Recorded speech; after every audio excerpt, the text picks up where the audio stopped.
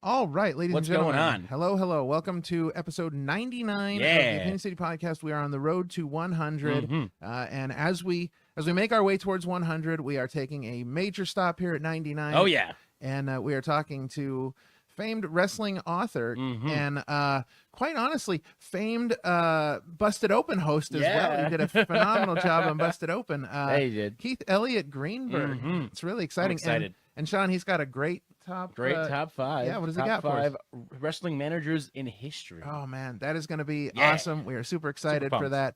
So with that said, it's time to get this party started. Let's do it And episode 99 starts right, right now. now.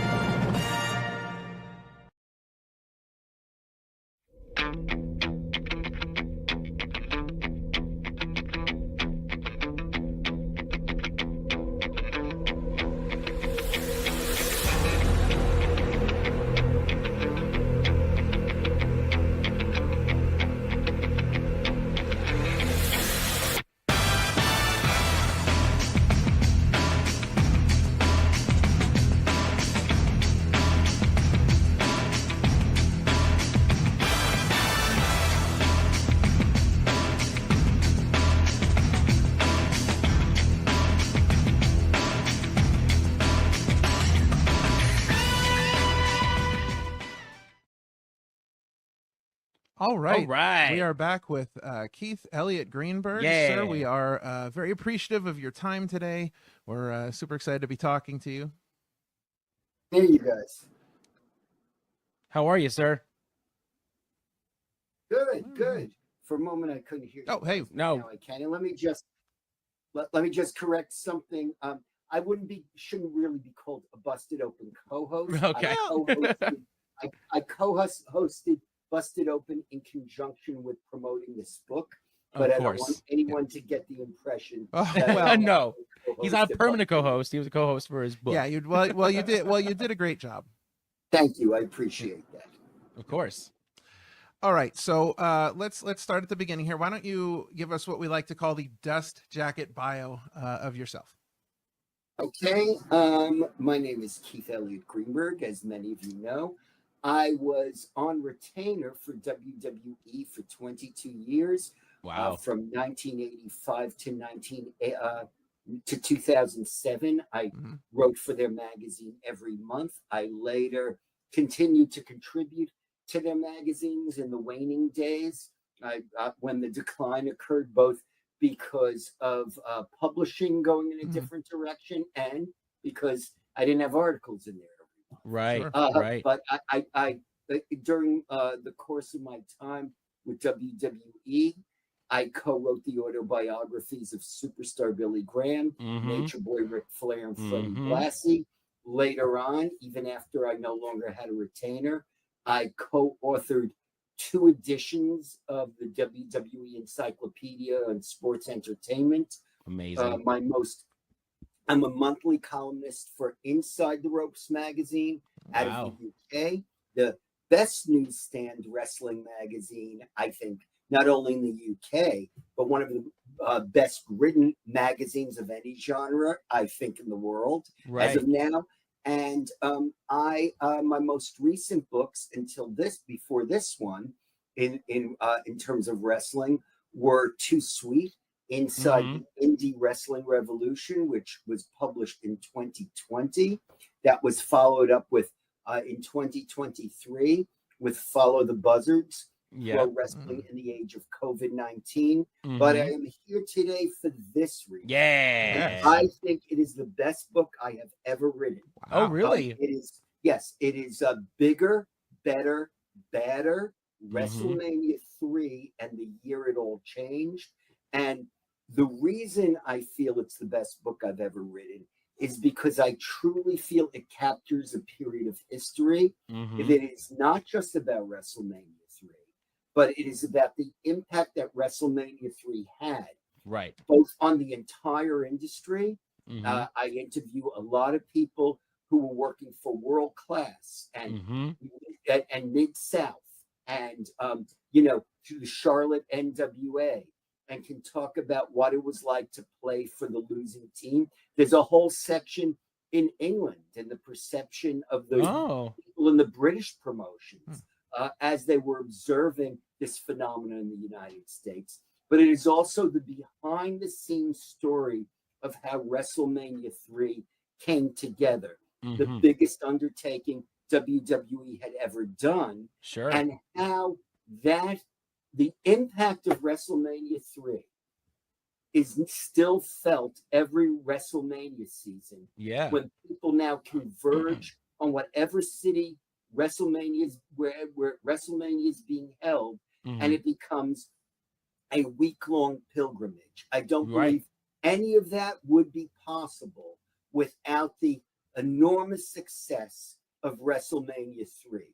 It Right. sent a message to sponsors, licensees, media conglomerates that whether you liked wrestling or whether you condescended toward wrestling, wrestling was big business and it was worthy of being taken seriously.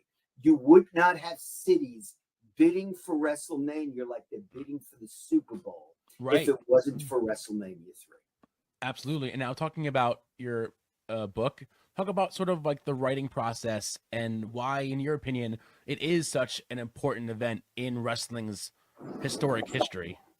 Well, I mean, it is. I mean, it's what I just said.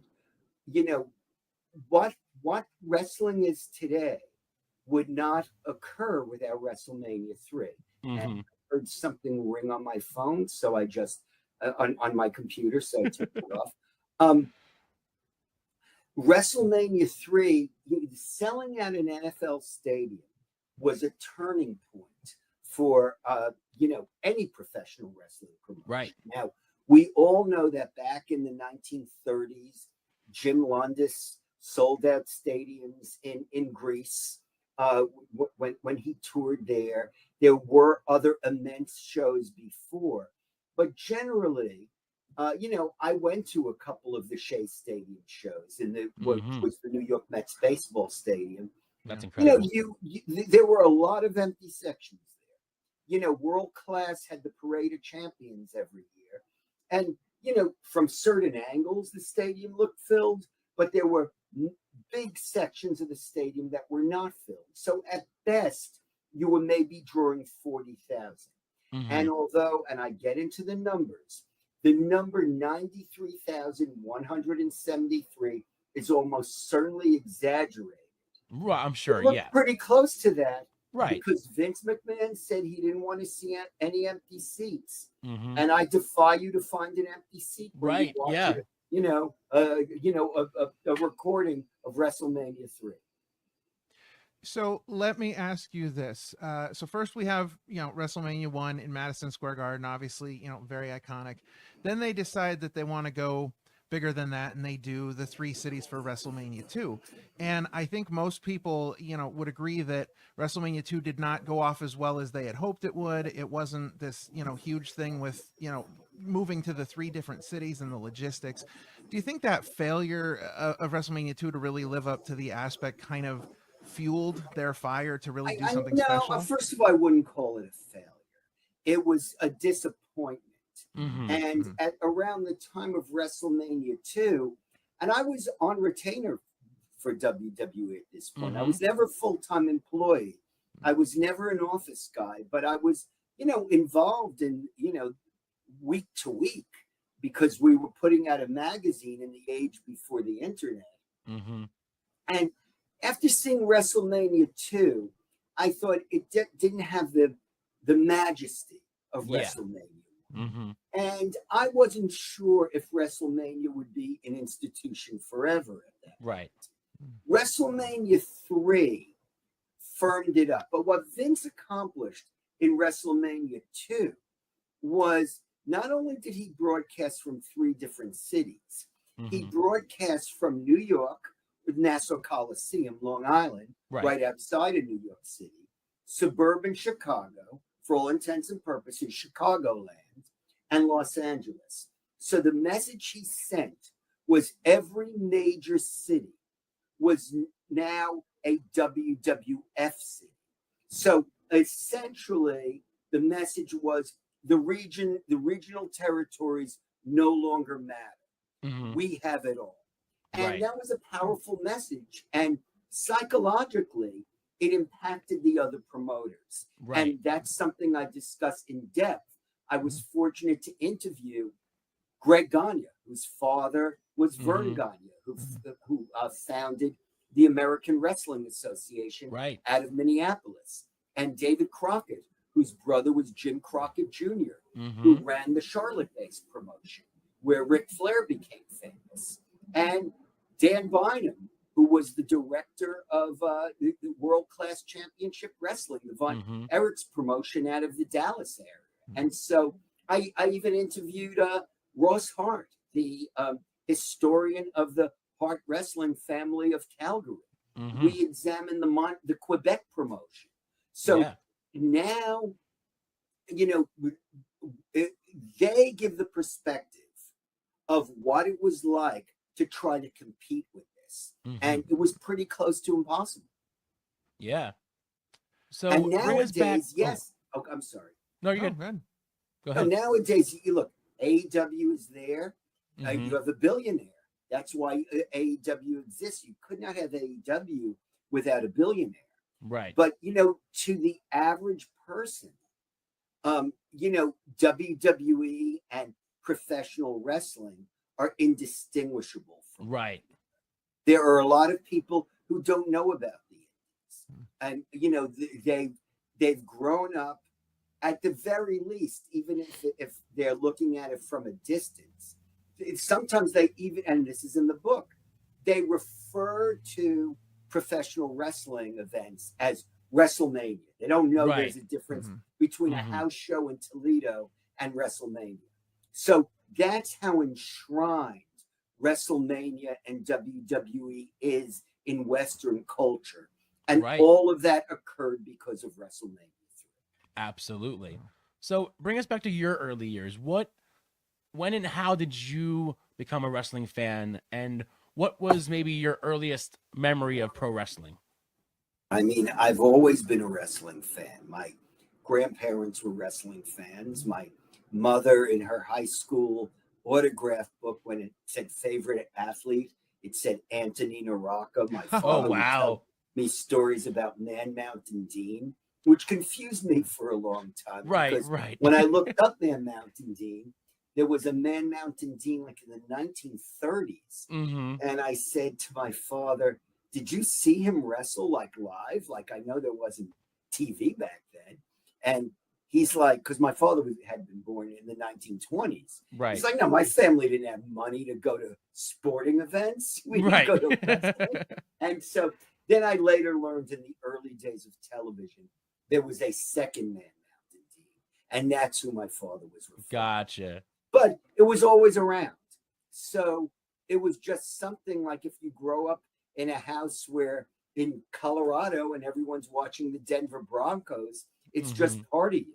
So professional wrestling was a very big part of me. And I mean, I wouldn't say I speak fluent Spanish, but I speak functional Spanish now. Right. And that's because I was watching wrestling broadcasts from the Olympic Auditorium in LA on Mhm. Spanish language TV in New York City.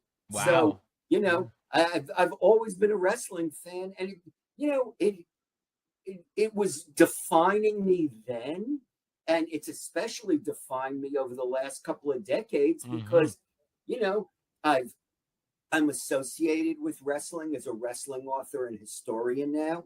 I'm on those A&E broadcasts that Yep. WWE does, and you know, I've made lifetime friendships with people. Sure. Some of whom were quoted in this book. People I knew from WWE in the 80s, and other people are people I've met through the years. People in their 30s and 40s who've become very good friends through wrestling. They work in the wrestling business now. They're fans. They read my books. They do wrestling projects that I closely follow, and you know, it's very much baked into not only the person I am, but even into what my children became. their Yeah. worldview, their creativity. So much of that has been defined by professional wrestling. So throughout your career and throughout the books that you've written, you just talked about all the interviews that you did for this book. Do you have maybe a favorite interview you've done with somebody? You know, I get asked like about my favorite wrestling interview all the time. Mhm. Mm-hmm. And I look at a rest. I think more of the relationships I have with people. It's a continuum. You know, Mhm. an interview I might have first done with someone in 1986, I'm still speaking to that person today. So I don't consider one standalone interview as the Right. best interview. Mm-hmm. I consider all of this as a continuation of the relationships. That said, you know, there were executives in WWE. Mm-hmm. I remember being a little bit resentful as a lifetime wrestling fan when Right. I'd be backstage during that period and I would meet, you know, an executive and they weren't excited over a match the way I was. It's like, Right. my Right. God, they're not wrestling fans. Why in the world are they back here? And in researching this book, I discovered because Vince McMahon was not an old time carny promoter in that Mm-hmm. way. Hmm. It used to be if someone was doing PR, it was some wrestler's, you know, daughter-in-law. It was some Right. wrestler's nephew. Vince said, I want to bring professional public relations people Mm-hmm. in here. I want to bring people who have legitimate backgrounds in sports marketing and have WWF marketed the way the NBA and the NFL and Major League Baseball are marketed. Sure. And so those people were back there because they weren't there to root for the heroes and villains of the Mhm. so superstars. So Right. there wasn't a lot of interplay between them and I back then. We knew Right. each other, but it was distant.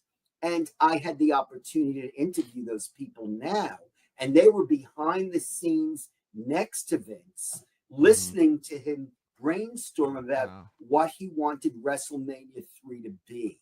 And Wow. they provided a business perspective on the Mhm. long-term ramifications. And Right. that may have been, it was just as valuable as any interview I did with a wrestler who was on the card.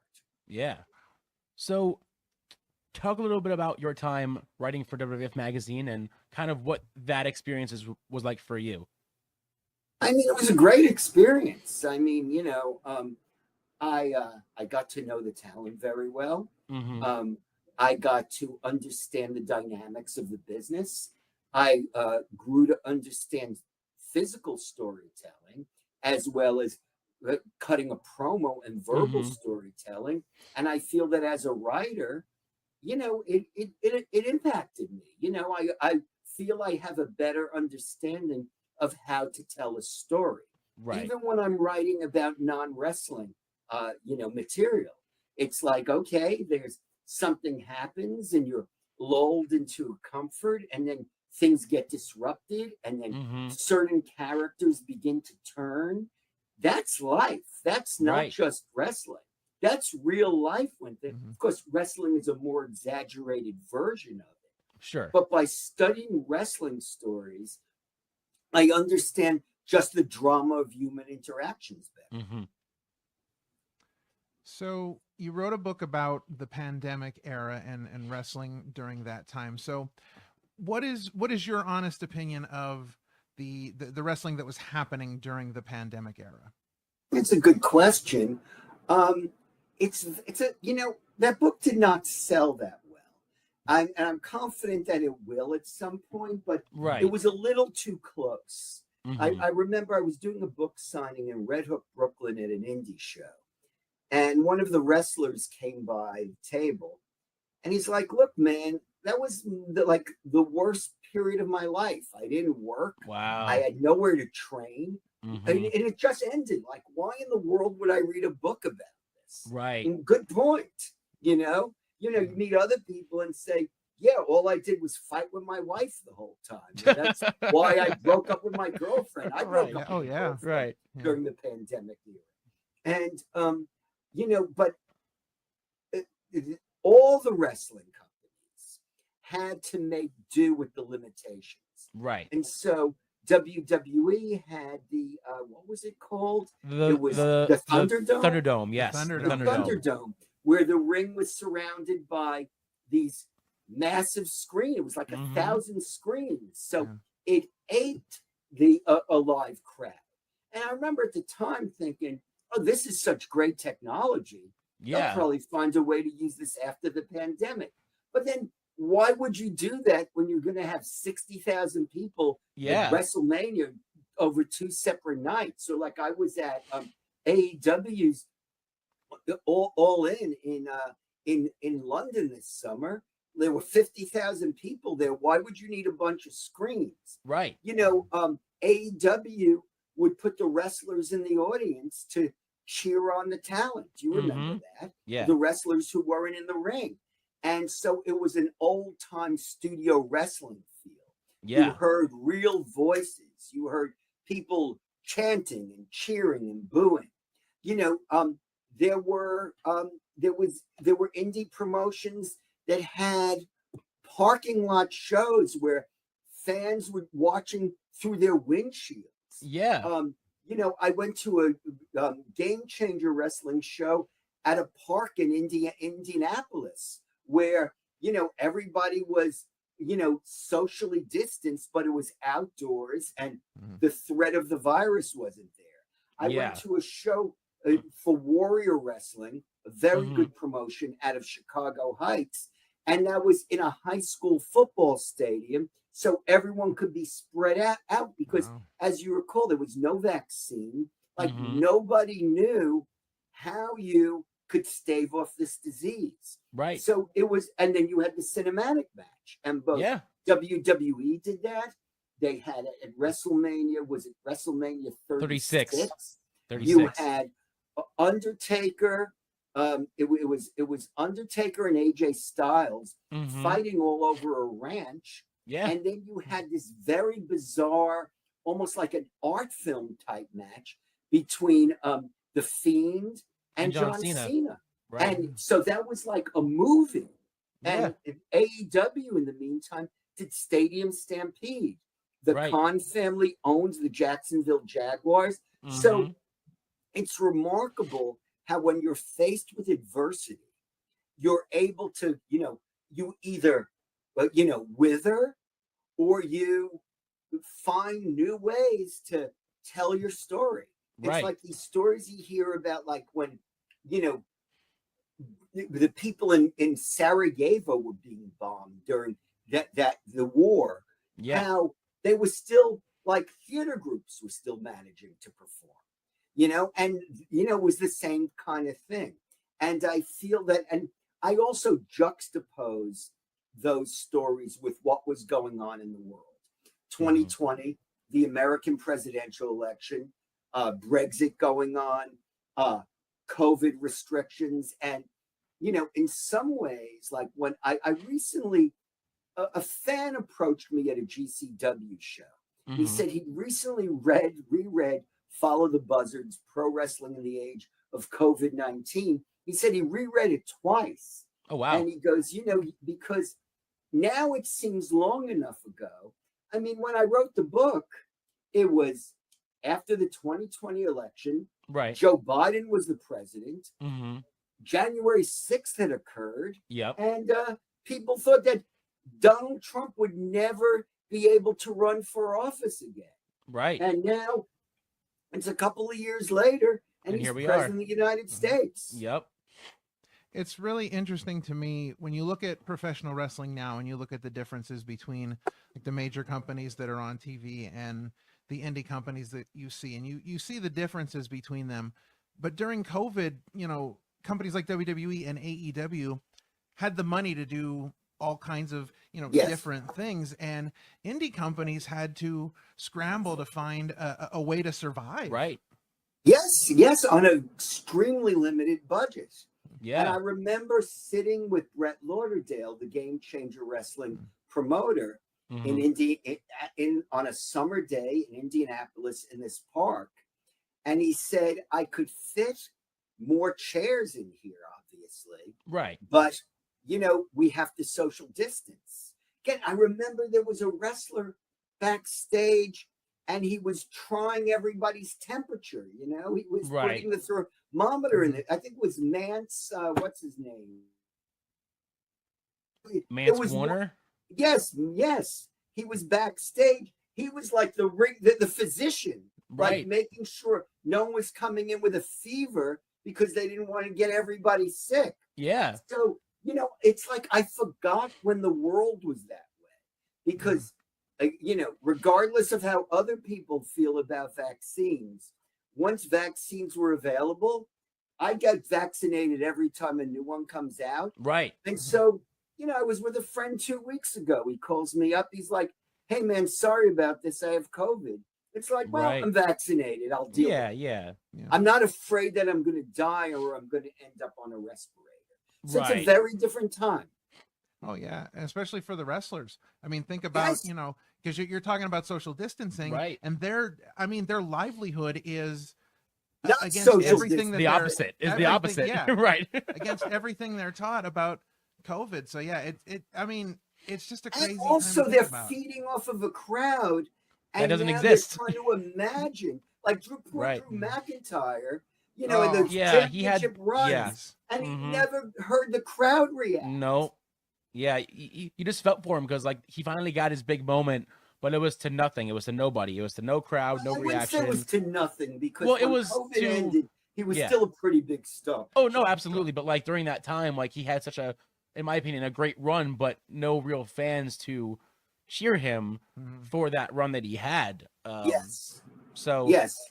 And also things were recorded, Yeah, like a in lot. advance and not in sequence. Right. So like Drew McIntyre, it's in the book. He tells a story about how he wins the title and he has the title belt at home, but doesn't really feel like he won the title because it hasn't Sure. aired yet. Yeah. So he's like Wow. watching with his family, watching Right. the match. He's watching with his wife, and then he sees himself win, and he's like, "Okay." He takes out the belt. Right. I'm the yeah. champion. Oh, that's Right. crazy. That's Yeah. awesome. Yeah. Now it's Now you're- real. Yeah. Yeah. Now you had mentioned earlier that you co-authored a bunch of wrestlers' biographies. What was sort of the process like for each one, and how did each one differ from each other? Well, you're dealing with a personality within Mhm. each one. So it's your personal chemistry with the person whose autobiography you're writing. And so, that's a personal dynamic that takes a while to establish. Freddie Blassie and I knew each other a long time. Mhm. Freddie Blassie was at the end of his life. He Right. kind of knew this was his last shot to tell his story. And it was a very touching and valuable experience because I think we both understood that's what was going on. Yeah. Superstar Billy Graham had requested it, and Oh, wow. we had a lot in common. I grew up drawing and painting, and my oldest kid is Dylan Mars Greenberg, is a filmmaker, a working filmmaker. My youngest daughter, Summer, who's 21, is a licensed tattoo artist. So, there's a strain of artists in the in the genes, and Right. Superstar Billy Graham is a real artist. I mean, Yeah. a great painter, and so he gave me paintings. Nice. Looked at his artwork. We spoke about a lot of things besides wrestling. Mhm. And we spent a lot of time having fun together. And, Yeah. and we also, he was retired, so we could watch matches together. Wow. And Yeah. he could explain to me, see what Dusty's doing here? Look how he's pacing the match.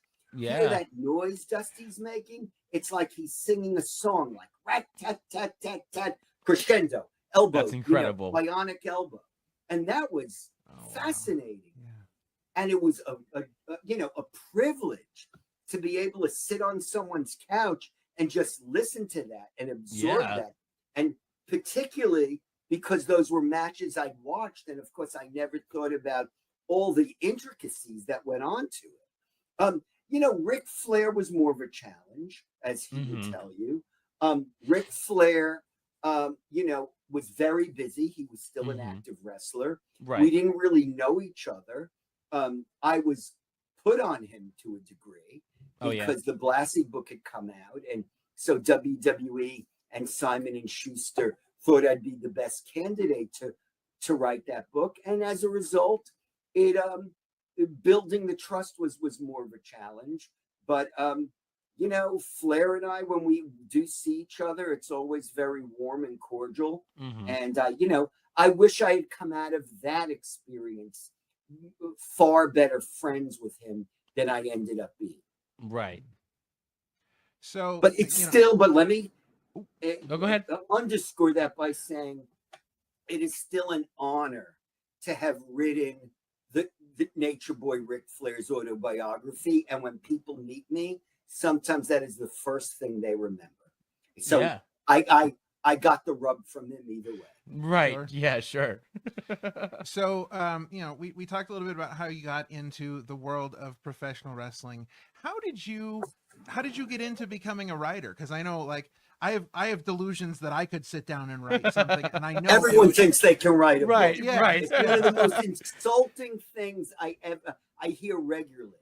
And I talk about this with my buddy Giovanni Tafuri, who owns Giovanni's Brooklyn Eats here in Mhm. Brooklyn, where I live. He owns this great Italian restaurant over Right. here. And he goes, people come in, they go, hey, my grandmother was Italian. I could open an Italian. Right, yeah. And he's like, oh, yeah? Like, what about when your bar back, goes on a drunken bender and he doesn't Right. show up and you're the bar back? Yeah. What about when your bartender has COVID and can't Right. come in? Yeah. What about when the Department of Health shows up Yeah. and you realize you forgot to do this one part of the protocol? Right. Go ahead, try it. I Yeah. sometimes feel that when people go, yeah, I was thinking of writing a book. Then write a fucking book. Jesus. Right. I've been doing this I wrote my first book in 1983. Wow. Good luck to you. It's like when somebody 2 years ago at WrestleMania 39 in LA at the after party, some guy comes up to me, goes, hey, I see you on those A&E documentaries as a WWE historian. That looks like a pretty sweet gig. How do I Yeah. get that gig?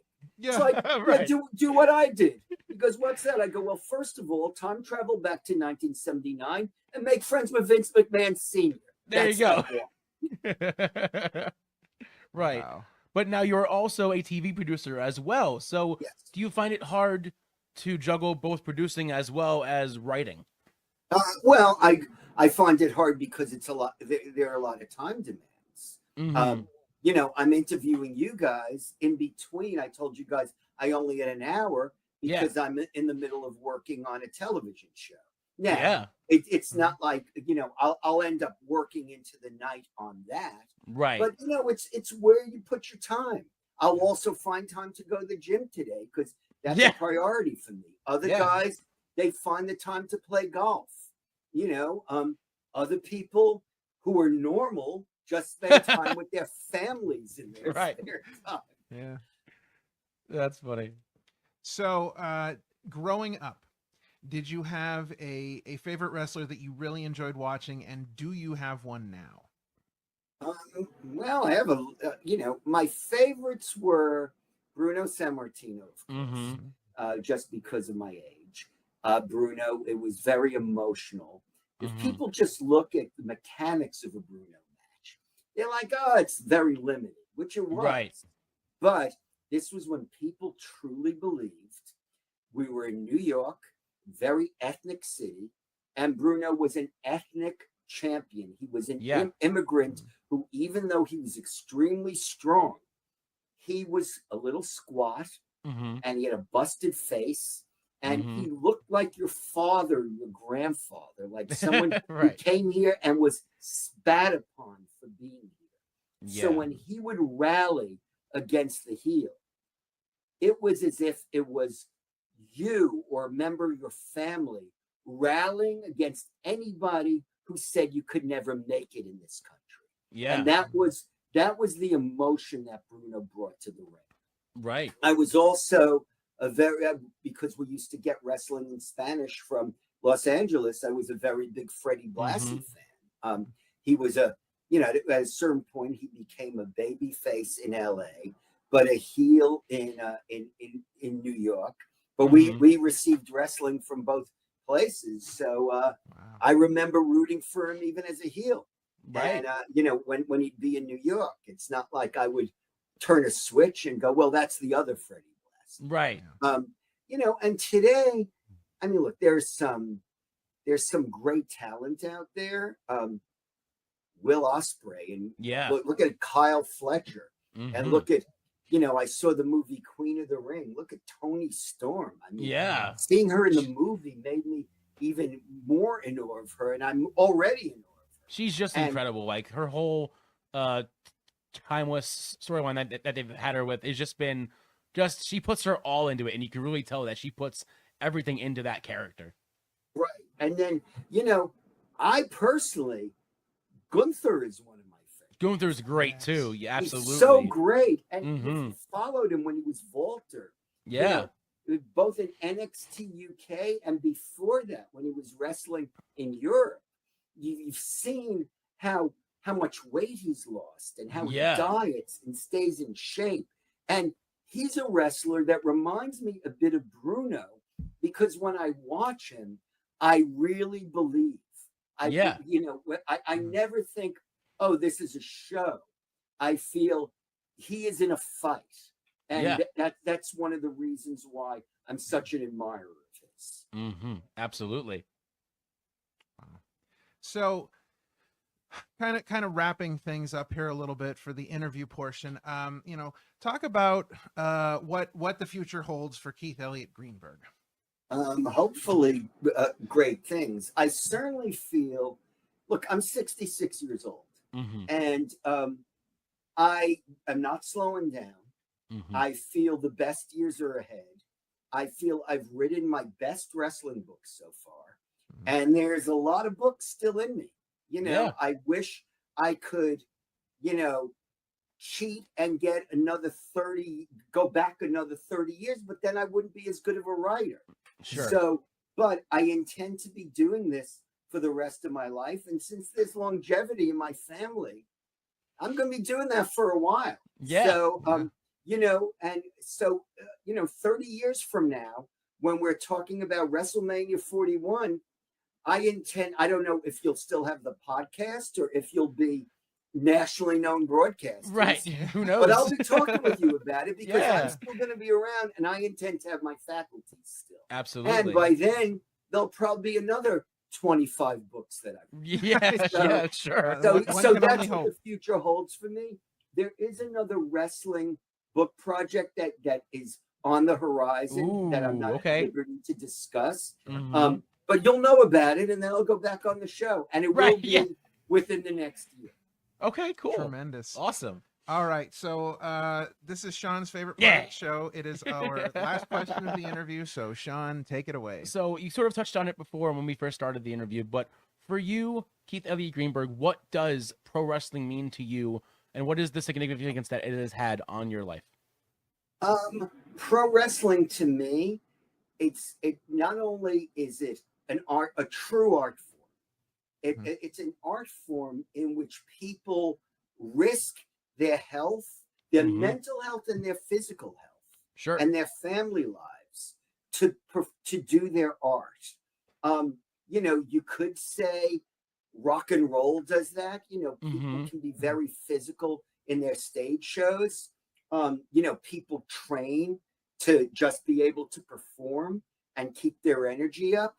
But it is every bit as valid as that, and a lot more dangerous. I'm not diminishing rock and roll because wrestlers love music too, as you know. And but it should be held with the same esteem as all these other art forms.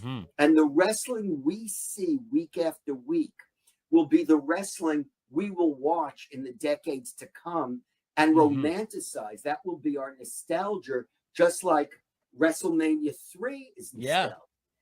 But, I was 28 years old at the time, and it was new, it was current. And, I didn't imagine I'd be talking about this all these years later. Yeah. But now, because of streaming and YouTube, and who knows what we're going to have in the future, Sure. what we see now, we need to take it and appreciate that we are alive during this period, witnessing this high caliber of wrestling and the enormous popularity of wrestling. Yeah.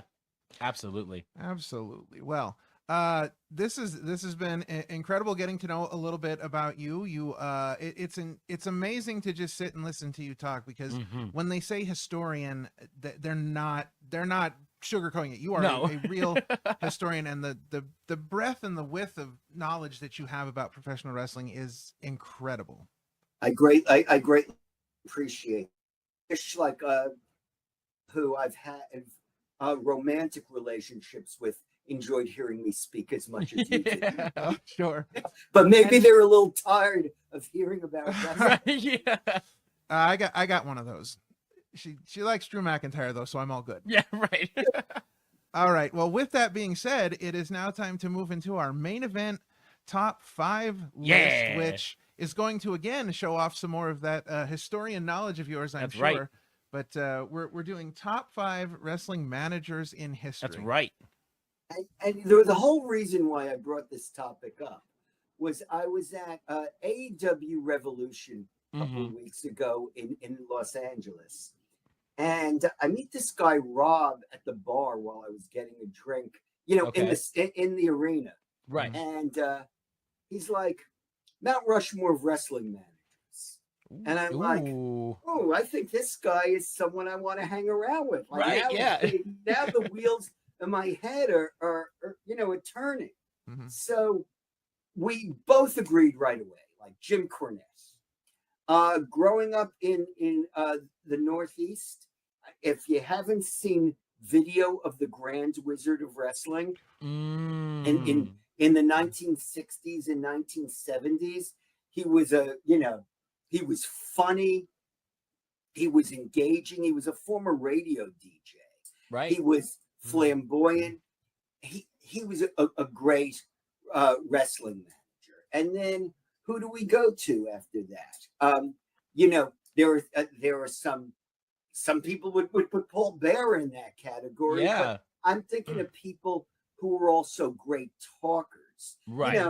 You look at, and again, I'm not putting anything in stone, but like, let's go to WrestleMania 3 and let's appreciate the fact that Jimmy Hart worked 3 times that night. Yeah. And every time he came out with a different protege, he wore a different outfit for that protege. And he took massive bumps. Yes. You think of him as a skinny little guy.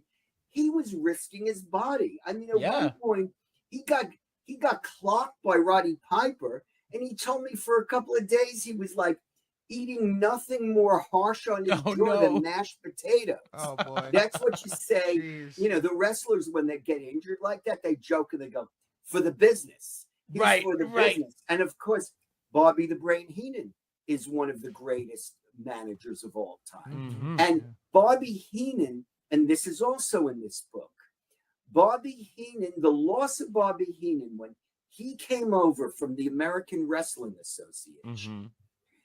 Everyone knows the loss of, Hulk Hogan, what that did to the promotion. Sure. But Bobby Heenan was a major loss because you think of him with Andre. When Andre turned heel, he was the one who sold that whole thing.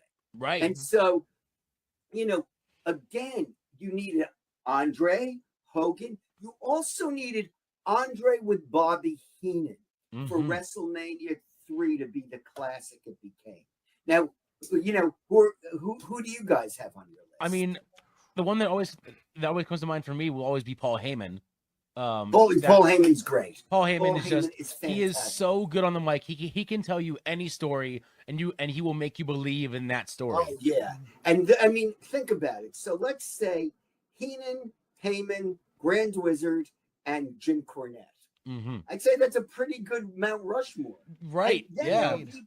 There are people who even haven't come into their own fully yet. Like, I think given the chance, I think Stokely Hathaway has the Oh, capacity to absolutely. be one of the best of all. Absolutely. Listen, I used to watch him in Chikara before he made it to AEW, and man, is that guy talented. Like he knows how to connect with a crowd in good and bad ways. He goes out there and he's just on all the time, and Right. he's such a talent. Yeah, I mean, so and he's so funny when he's Oh, he's he's playing the hilarious. heel role. Yeah, He's hilarious. Again, you can't put him in the same category as Paul Heyman because of his lack of experience. Right. Again, let's appreciate the times in which we live. We're watching Paul Heyman on TV every week. Yeah. So there will be kids who are, babies now, or they haven't been born yet.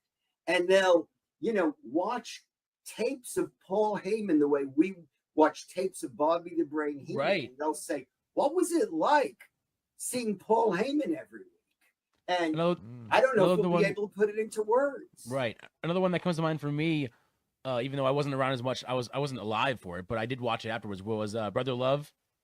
Brother Love was pretty entertaining. Brother Love was pretty entertaining. His extreme red tan, or his sunburn, if you will. Yeah. Yeah. Now, I sometimes wonder, there was a fear of upset because he was doing a spoof on televangelists. Mm-hmm. And, there was a lot of scandal at the time going on with televangelists. And had the handcuffs been taken off of him and he could really go after those guys, I think it would have been 100 times more memorable. You got one? Yeah, actually, for me, there's two I would throw in there. Number one, Sherry Martel. I thought Sherry was great. Being a wrestler again before being a manager gives you that freedom to really get in there and take a lot of bumps that maybe the other managers won't take. But every time she came out, it was a package deal because she was so much a part of the person that she was a manager for. Yeah, and she bumped as good as anybody ever. Yeah, so that's one, and then the other one would be Captain Lou Albano. There you go. For all his years with and manager an original manager of champions. How many tag teams he led to the gold. He's very iconic to me. When I think about like early '80s wrestling, and he's always in the picture somehow. He is, and he used to say, I mean, it was just a promo hype, but he'd go often imitated, never duplicated. But it was a shoot. Yeah, absolutely. Such a nice guy. I met him one time, and he was just tremendously humble, thankful for every fan that came up to him, and it was just it was an inspiration to see somebody like that, and just how much he really appreciated everything that he had. And there's so much of that in wrestling. For every nasty thing you read on the internet, there are just so many people in the industry who, whether it's at the indie level or whether it's at the highest level of WWE, who remember what it's like to be a fan and find a way, as tired as they are, to give something to the fans. Absolutely. Now, in the more modern era, do you see any of the managers now that could be greats in the future? I mean, we're talking about Paul Heyman, and I mentioned Stokely Hathaway, if given a chance. I think the future would be boundless for him. It's how do you get your shot? Right. Yeah, and I think we need to get back to the days of managers. We don't see enough of it now. No, and I think some of the younger talent that's coming up could use that experience and that help, especially when it comes to microphone work and promos and just kind of building their brand. A manager could really give them some help in doing that. And I remember when I wrote the book with Freddie Blassie, he would say that his job involved also bringing the guy the ring, generating heat, then stepping back and letting the guy take over. Yes, right. Yeah, and absolutely. Superstar Billy Graham and the Grand Wizard, they were both great talkers. And he told me that, the Wizard would do the talking, he'd draw you in, and then he would step back and let superstar Billy Graham finish the promo, and that worked really well. So it's the chemistry these people develop together. That's why, going back to Sherry Martel, she was with Shawn Michaels, who was such a physical marvel, and then she, in her own right, was a physical marvel. The things she could do in the ring, and Absolutely. while wearing stockings and a dress Oh yeah. and heels. So yeah. Awesome. Well, amazing getting to chat about some wrestling managers throughout Absolutely. history, getting your view on things, and very cool top five. I've always been a huge fan of managers. The Bobby Heenan era. I was the biggest Bobby Heenan fan. I thought he was just amazing. His commentary at the Royal Rumble when Ric Flair won was a masterpiece.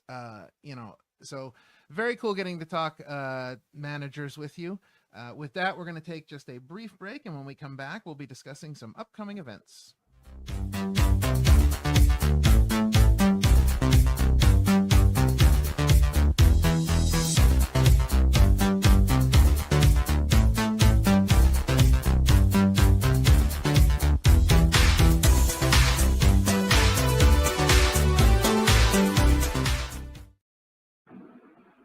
All right, so be sure to check out episode 98 with Kid Chaos from Monster Factory Wrestling, where we were super excited to be able to talk to him. And then we're at 100. Yep, episode 100, man. It's the big one. Woo! As announced, we will be talking to former owner of Chikara and now worldwide trainer. The man is everywhere. Mike Quackenbush. We're excited to have him on the show. Great guy. Yeah, absolutely. Great guy. I'm so excited to talk to him. I wish I was talking to him. He's such a guy. I really enjoy him. Yeah. I was a longtime Chikara fan, and that's how me and him met, was from a Chikara show. And I just his mind for wrestling and the way he views it is different than just about anybody I can think of. It's incredible what he's been able to do, and now, again, giving back, training, and with still kind of keeping the Wrestle Factory going and the new crop of trainers, and it's really cool. So make sure you check out that and all the other great content on our YouTube channel. Indeed. And with that, Keith, what's going on with you? You got anything you want to throw out there? Yeah, bigger, better. Of course, WrestleMania 3 and the year it all changed, and I don't have the dates and times locked in yet, but I will be in Las Vegas WrestleMania weekend. I believe I am doing one appearance at WrestleCon, signing, and I will certainly be signing books at my buddy Randy Tyson's bar, DDT downtown in Vegas, and the name DDT is deliberate. It's a wrestling bar. And there'll be a few more events, but so come on down, whether you've already bought the book or not. It'd be fun to talk like I've just spoken with you guys. Yeah, absolutely. So if you're going to be in Vegas for WrestleMania, definitely take the opportunity to go see Mr. Greenberg here, talk some wrestling, get yourself the book. If you have not gotten the book, definitely get out there. Your writing is amazing. And, just the way you're able to tell stories about things, and just hearing, the amount of work that went into this book. Because I know I heard you on Busted Open when you were first talking about this book, and you were looking for, anybody that was in the business really to talk to, and just hearing the amount of work you put into that is incredible. Thank you. Absolutely. Well, that's going to wrap it up for episode 99 baby. On the road to 100. So for the pro wrestling journalist, Keith Elliott Greenberg, for Parmesan, I am King Ralph. Remember, kindness is free, so be kind to each other. God bless you all, and we will see you next time. Well, that's it. I really hope you enjoyed it. We had a ball making it. Thank you very much.